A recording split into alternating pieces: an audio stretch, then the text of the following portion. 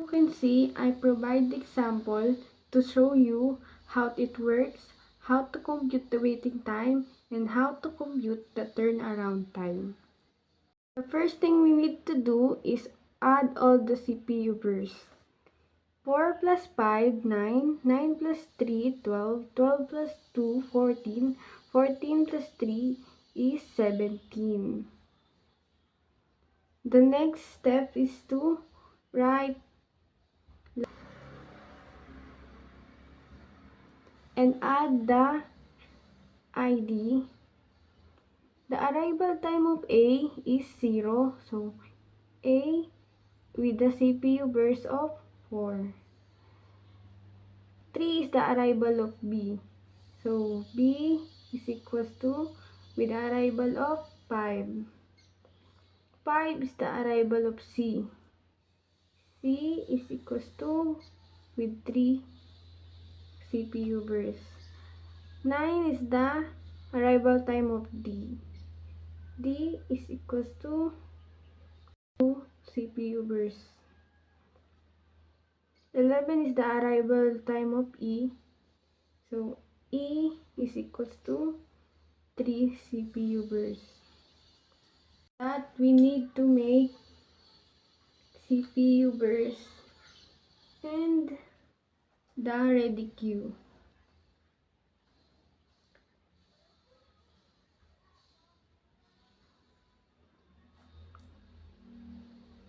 First, A with the 4th priority.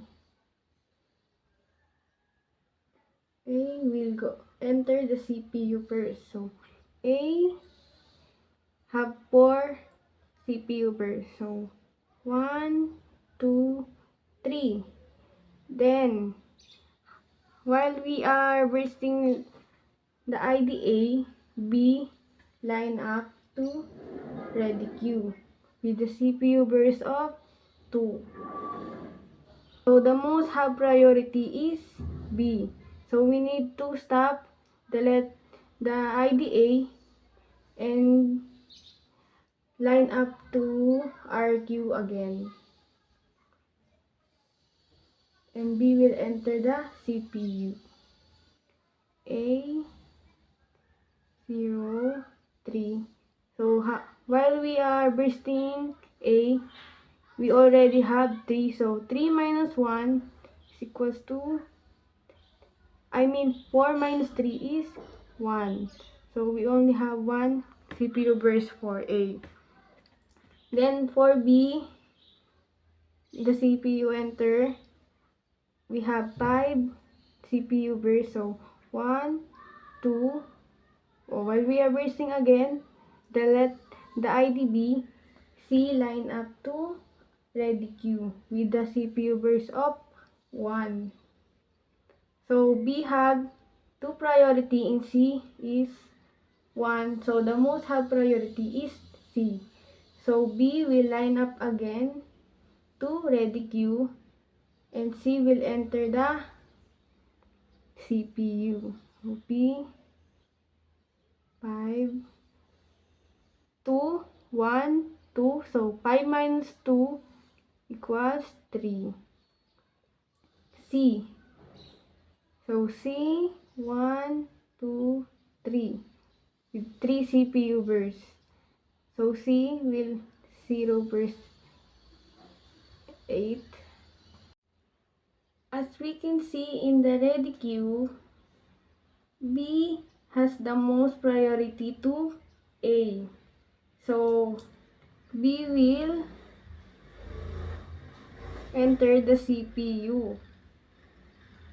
So we will have 3 CPU bursts. So 1, while we are bursting B, D line up to ready queue with the CPU burst of 3.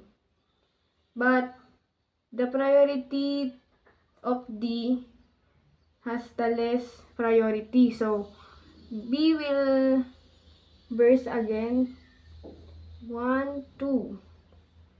So B becomes 0, then 11.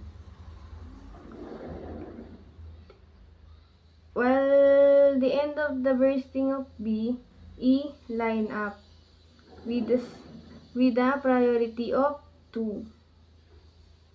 So we can see A has the priority of 4 and D has the priority of 3. E is have 2 priority. So the most have priority is E. So E will line up to enter the CPU. So E that have 3 burst CPU. So 1, 2, 3. E and 14. So E becomes 0. Then D and A for priority of A. So D will come first. So D will enter the CPU. Have 2 CPU bursts. 1, 2, D 16. So D becomes 0. Then the last one, A.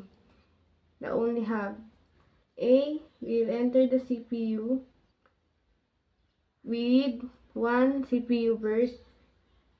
17 A. So A becomes 0 CPU burst. To compute the waiting time, we need to list all the arrival time of the process ID. So waiting time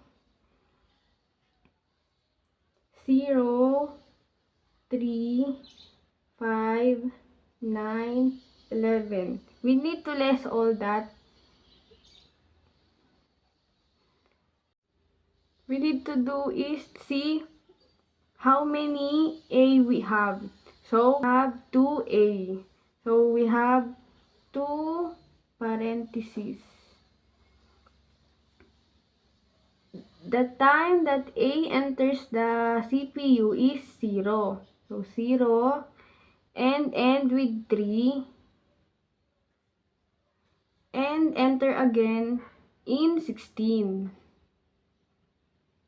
So 0 minus 0 is 0. 16 minus 3 equals 13. So 0 plus 13 is equals to 13.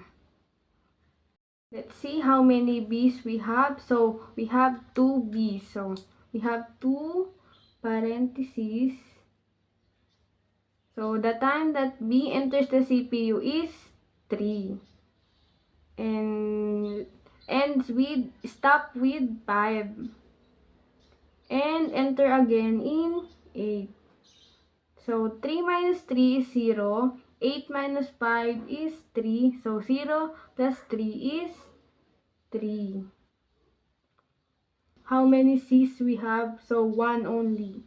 So the time that C enters the CPU is 5. So 5 minus 5 is 0.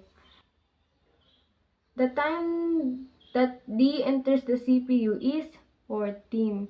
So 14 minus 9 is 5. How many is we have? 1 only. So the time that E enters the CPU is 11. 11 minus 11 is equals to 0. So all we need to do is add all the waiting time. 13 plus 3 is 16 plus 0. 16 plus 5. 21 plus 0 equals 21. Divide it how many IDs we have. So 1, 2, 3, 4, 5. So 5. So 21 divided by 5, 4.2 minute per second.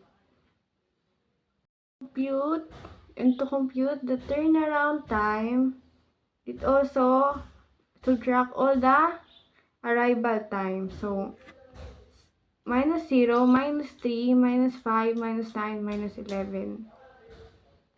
The trick with this is we need to look at the right side. So A, 17. and D is 16. So A, B, C, D, 16. And E is 14. So 14. And B, 11. And 8, C.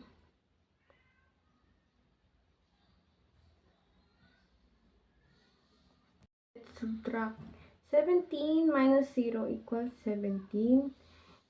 11 minus 3 is 9. 8 minus 5 is 3. 16 minus 9 is 7.